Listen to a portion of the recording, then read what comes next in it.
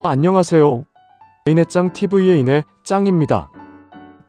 오늘은 여러분들이 먹고 버린 계란 껍데기가 텃밭이나 정원의 로얄젤리라는 것을 알고 계십니까? 여러분들이 아침에 먹고 버린 계란 껍데기가 농약이나 살충제를 대신해서 나의 토마토와 고추가 주렁주렁 열리는 마법 같은 일을 만나게 되실 겁니다. 왜 우리는 이런 계란 껍데기를 활용하지 않았을까? 이유는 간단합니다. 몰라서 활용을 안 했거나 귀찮아서 안 했거나 생각해보세요. 계란 껍데기로 비료를 만든다고 계란을 모아서 만드는 과정이 어려울 거라 미리 생각해서가 아닐까요? 또한 농약사에서 만원에서 5만원 정도밖에 안 하니 싸다고 생각해서 아닐까요? 하지만 걱정하지 마세요. 만드는 시간과 돈이 거의 들지 않습니다. 또한 농약이나 살충제 없이 유기농으로 기르시면 얼마나 신선하고 맛이 있을지 생각해보세요. 계란 껍데기를 활용해서 훌륭한 천연 비료를 만드는 방법에 대해 이야기해 보려고 합니다. 집에서 간단하게 만들 수 있고 비용도 2,000원밖에 안 들고 시간도 많이 필요하지 않고 식물에게도 정말 좋으니 지금부터 함께 알아볼까요?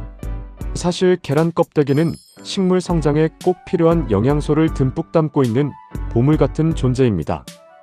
계란 껍데기에는 95% 정도가 탄산 칼슘으로 이루어져 있고 소량의 아연, 마그네슘, 인 등이 있고 계란 껍질 안쪽에는 난각막이 있어서 단백질 흙 속에 분해되면서 질 좋은 토양으로 변화시켜줍니다. 특히 칼슘 성분이 풍부해서 식물의 튼튼한 뼈대를 만들어주고 뿌리 발달에도 도움을 줍니다. 또한 미량의 원소 공급에도 효과적입니다. 특히 채소인 토마토, 고추가지, 수박, 상추, 배추, 부추에 좋습니다. 그럼 계란 껍데기 비료를 만드는 방법을 알아볼까요? 먼저 세척 단계로 계란을 모아주세요. 10개 정도. 먹고 남은 껍데기는 불순물을 가급적이면 깨끗하게 제거하고 흐르는 물에 깨끗하게 세척해서 물기를 제거해주세요. 삶은 계란 껍데기도 괜찮습니다. 건조 단계 완전히 말리는 것이 중요해요. 햇볕에 바짝 말리거나 전자레인지에 12분 정도 돌려 수분을 완전히 제거합니다. 가열 살균 효과도 있습니다. 분쇄 단계입니다. 바싹 마른 계란 껍데기를 믹서기나 절구를 이용해서 곱게 갈아줍니다. 너무 굵으면 식물이 흡수하기 어려우니 최대한 가루 형태로 만들어주세요. 입자가 작을수록 토양에 흡수되는 속도가 빨라집니다. 가루로 만들지 못하면 식물이 흡수하지 못합니다. 계란 껍데기가 흙 속에서 분해되는데 최소 3년이 걸린다고 합니다. 밀가루 정도로 갈아야 합니다.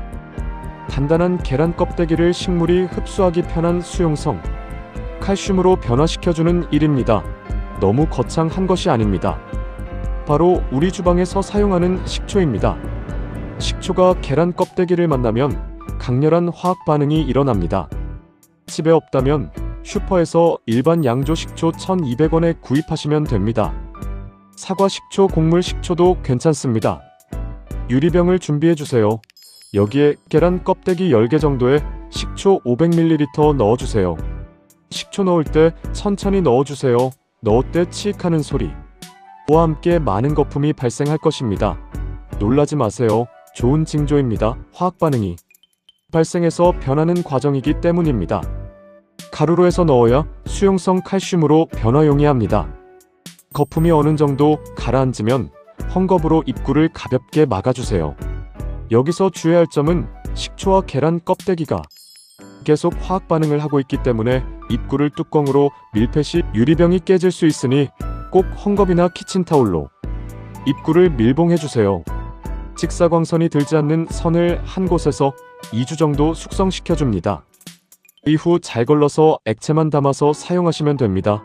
이로 인해 여러분은 식물에 유익한 그 어떤 비료보다 값진 천상의 유기농 비료를 얻은 것입니다. 그럼 사용 방법을 알려드립니다. 이 액체를 사용하실 때는 조심해야 합니다. 옛말에 과유불급이라 했습니다. 너무 많은 양을 주면 잎이 타들어가거나 갈색으로 변하거나 노랗게 변할 수 있습니다. 사용 시 꼭 해질녘이나 해 뜨기 전에 성장 중인 식물엔 물 2엘 원액 2ml, 어린 싹은 물 2엘 원액 1ml 섞어서 성장기에는 일주일에 한 번씩 잎 앞뒷면에 뿌려줍니다. 안정기에는 2주에 한 번으로 줄입니다.